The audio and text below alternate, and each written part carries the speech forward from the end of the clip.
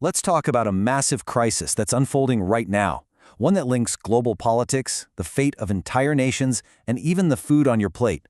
You see, while everyone's been watching oil prices, something way more essential to our survival has completely broken down: the global fertilizer supply chain. Okay, here's the number that should honestly be setting off alarm bells in every capital city. 98%. That's the collapse in fertilizer exports from the Gulf states in just 1 month. We're not talking a 50% drop, we're talking 98%.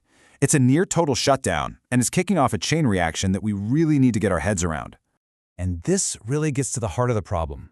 We're seeing all the headlines about ships and oil prices, but this is a silent crisis, happening just under the surface.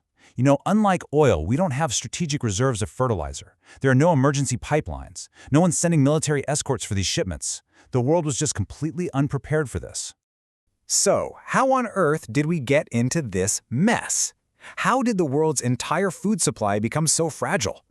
Well, it all boils down to one single critical choke point. I mean, just look at these numbers. They paint a really stark picture of our dependence on one single region. The Gulf states basically dominate the market. We're talking almost half of all seaborne urea and a third of its ammonia. And the reason for that is pretty simple. They have the cheapest natural gas on the planet, which is the key ingredient. This one advantage has made the world's farmers structurally dependent on them.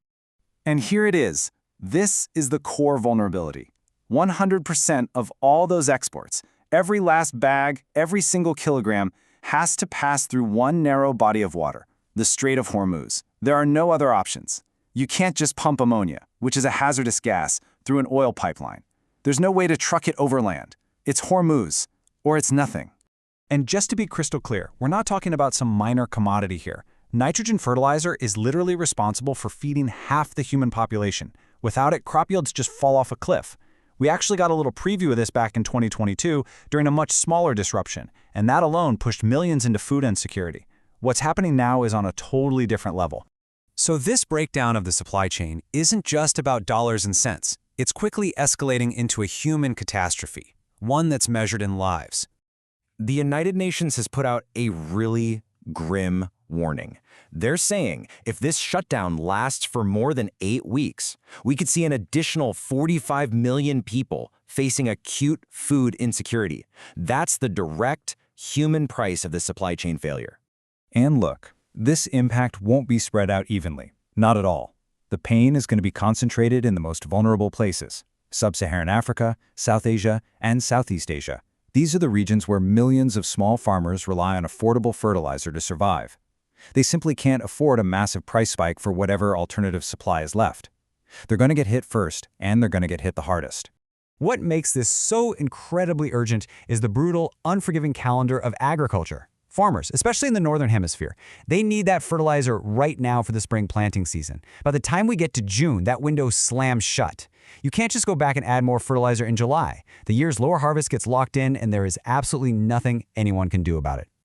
All right, so now we get to the geopolitical twist in the story. Because in every crisis, there's always someone who stands to gain. And in this particular crisis, the winner is pretty obvious. And they are a massive player on the world stage. Russia is the world's #1 fertilizer exporter by value. And this is the critical part, its exports from the Black Sea and the Baltic are completely untouched by the Hormuz shutdown. They are just perfectly positioned, really. They're the only major producer left standing while their main competitors have just been taken off the board. The difference is just night and day.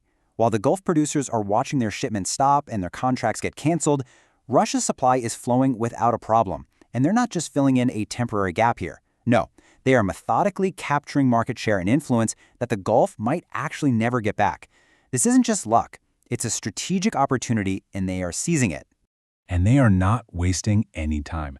We're already seeing reports that Moscow is signing long-term supply deals with the very nations that are most at risk, buyers across Africa and Asia. By making itself the only reliable supplier left, Russia is using this crisis to create new economic dependencies. It's a play to secure its dominance in these vital agricultural markets for years and years to come. So you have to ask, why were we so completely unprepared for this? Well, it points to a huge and, frankly, a potentially fatal blind spot in how our leaders think about what security actually means. It's almost absurd when you lay it out like this. For oil, governments have spent decades building these elaborate systems, massive strategic reserves, naval escort programs, detailed emergency plans. For fertilizer, a product that is just as vital for modern civilization, there's nothing.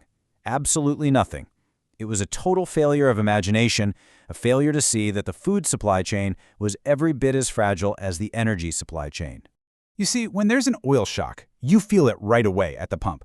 But a fertilizer crisis works on a much slower and in many ways more terrifying timeline. The fertilizer that doesn't get applied in April becomes the food that doesn't get harvested in September. And that, in turn, becomes the famine that could start by December. It's a slow-motion catastrophe. And all of this leaves us with a really tough question. We built these global systems to make sure the world's cars have fuel, but we built absolutely nothing to make sure the world's people have food. The 45 million people now staring down the barrel of hunger, they had no say in that choice. So now we have to ask, should strategic fertilizer reserves exist? And if they should, who's going to pay for them? It's a question we can't afford to get wrong again.